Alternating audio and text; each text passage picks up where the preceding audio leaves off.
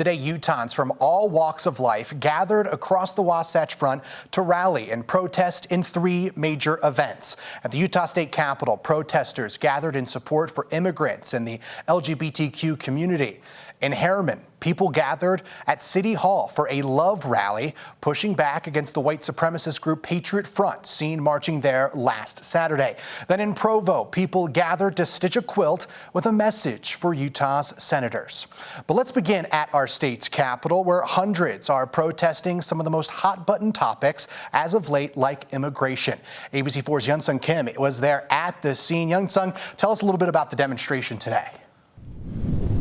Right, Jordan. Well, the protest wrapped up around an hour ago, and I will tell you there was a large crowd out here today. About hundreds of people gathered, and they were protesting for 3 things: reproductive rights, immigration rights, and LGBTQ rights. And one of them is Felipe right here, who is joining us live for an interview. Thank you, Felipe, so much for agreeing to do this.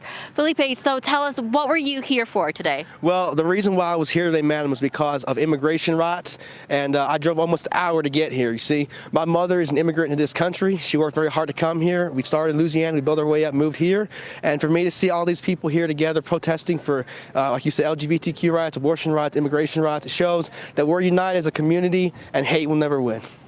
Absolutely. So I heard that this was a grassroots movement. How did you come to learn about this happening, and what compelled you to come here? Absolutely. So basically, I was on Instagram, and my friends were sharing on the stories of Instagram there was this protest going on down here at the Capitol, and all my friends over at Weber State, which I'd also drive a long way to get to for school, they all were sharing it with me, and I felt that it was very important for me to show up even in these kinds of conditions, so I came here.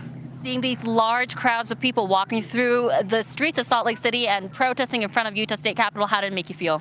It made me feel honestly touched to my heart. I actually just recently talked with a lady who was bearing her testimony in the LDS church, and she expressed how it's very sad, you know, kids are being taken away from their families, and it just motivated me to see all these people here, to remember that we still are united, we still are together, and like I said, hate will never win, and everybody deserves rights. All right, thank you so much. Now, we've also all talked to other protesters who were part of this movement as well, and you can see more of their stories later in our evening newscast if you tune in. Reporting live in Utah State Capitol, Youngsung Kim, ABC4 News.